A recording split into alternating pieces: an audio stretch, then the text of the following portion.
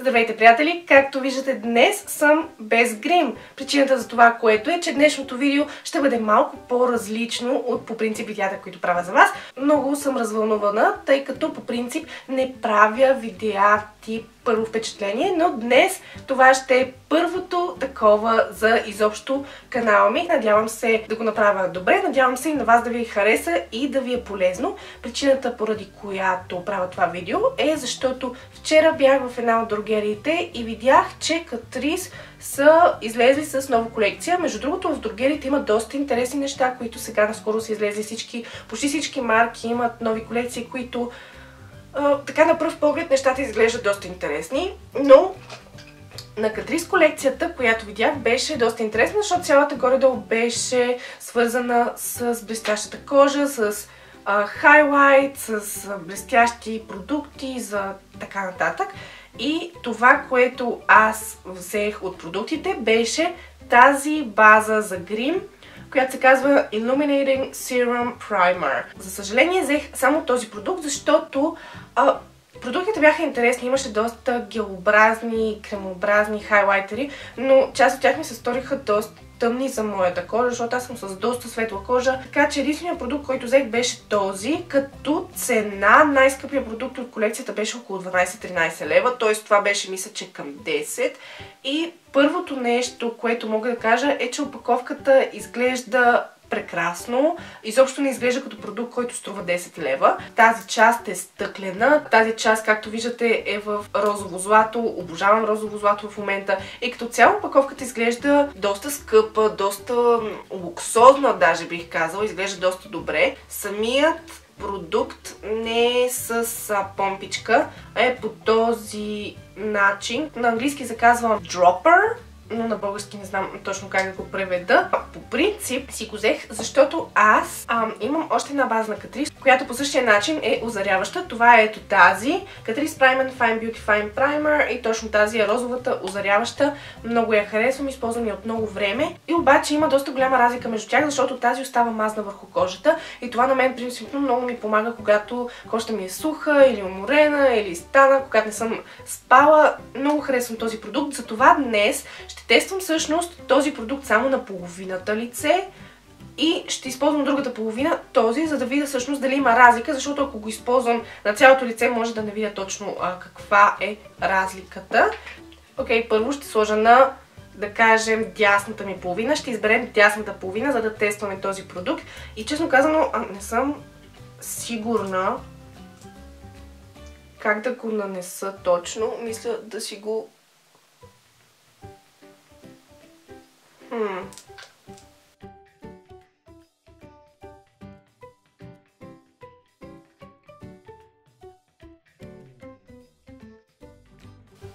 По принцип това може би е малко повече, отколкото аз използвам ежедневно като количество, но ще си го размажа с ръка, да. Мисля, че може би сложих много.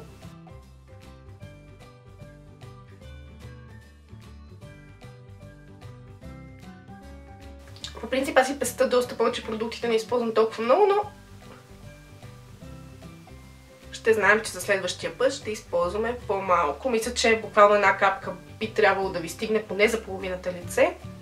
Така, това, което забелязвам в момента е, че е доста лепкав на текстура, което е окей. Тоест ще задържи добре фондютена.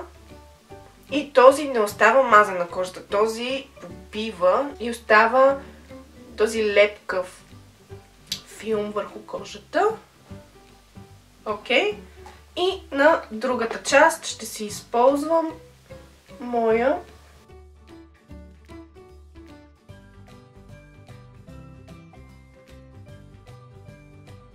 този има някакъв леки озарителни частици. Аз когато го пробвах върху ръката си, видях още тогава, но на самото лице почти не се виждат, което е горе-долу добре, но ще видим дали гримът ми ще изглежда малко по-различно. За фондютен ще използвам моят си фондютен, който използвам винаги. Единственото различно е, че ми е нов и че не е цвета, който по принцип ползвам. По принцип аз ползвам най-светлия цвят Porcelain, но не мога да го намеря абсолютно никъде. Затова се престраших да си взема втория най-светъл цвят и съм много изплашена, най-вероятно няма да ми седи, точно както няма да се свързва много добре с врата ми, но това е, ще го нанеса с Beauty Blender. Винаги правя това с тази база, така че не би трябвало да е проблем и по принцип го нанасям директно върху лицето, ето по този начин.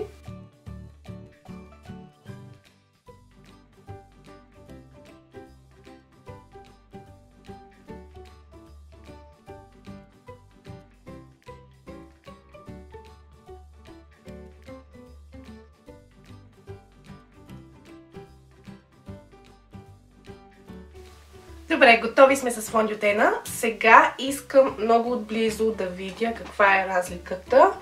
Честно казвам, фондютена изглежда супер. Тук наистина изглежда малко не е блестящо, но малко по-мазно, дюи. Да, наистина мога да кажа, че от тази страна е малко по-матово, като че ли, като завършек, но много добре изглежда. Даже, не съм сигурна дали мога да кажа, че от тази страна изглежда малко по-леко, отколкото тази. Може би от тази изглежда съвсем леко по-тежко, което е доста интересно. За сега много харесвам как това изглежда. Не мисля, че получавам кой знае какъв озарителен ефект, което е странно, защото когато сложих на ръката си самия продукт, имаше доста така блестящи частици в него. Окей, за сега съм много доволна. Ще довърша цялостния си грим и ще ви видя след малко. Окей, гримът ми е готов. Това, което мога да кажа в момента е, че наистина харесвам този продукт. Не знам дали си въобразявам, но мисля, че от тази страна, от която е самият продукт, може би изглежда всичко малко по-гладко. Не съм сигурна, мисля, че е така. Окей, минаха точно 6 часа. Мога да кажа, че кожата ми малко се е омазнила, но тя се е омазнила и от двете страни. За сега съм доста доволна, гримът ми издържа супер. Изглежда невероятно и от двете страни, но на мен целта ми не е да кажа миналата ми база за грим е гадна, тази новата е по-хубава, а всъщност другата база за грим на Catrice също много харесвам, така че е важно дали те ще изглеждат горе-долу по еднакъв начин. Леко имам омазнявания в Т-зоната и тук в скулите, но това е нещо нормално. Така че, като им сложа малко пудра, всичко се оправя. Интересното е, че главната функция на тази база за грим би трябвало да показва някакви супер много отразяващи частици, нещо такова. Но аз не видях точно това и мисля, че проблемът е в самия ми фондютен, тъй като той е много покривен и горе-долу покрива тези блестящи частици. И си мисля да пробвам отново, като смеся фондютена ми с тази база за грим. Мисля, че би изглеждало много добре. Не знам, честно казвам, дали аз си въобразявам, но имам чувство, че страната с тази база е малко по-гладка от страната с тази тук. Като финални мисли, мисля, че този продукт е много добър, препоръчвам ви го, струва по-малко от 10 лева, изглежда много добре, наистина за сега, като опаковка му давам абсолютно пълно 10. Но да, мисля, че продуктът е хубав, не мисля, че кой знае какво откритие, честно казано, но мисля, че е в същото време доста добър и ще продължа да го използвам. Така че да, това беше всичко от мен за днес. Много се надявам видеото да ви е харесало и да ви е било от полза. Ако е така, дайте му един палец нагоре и се абонирайте за канала ми за още много видеа. Чао, чао от мен и до скоро!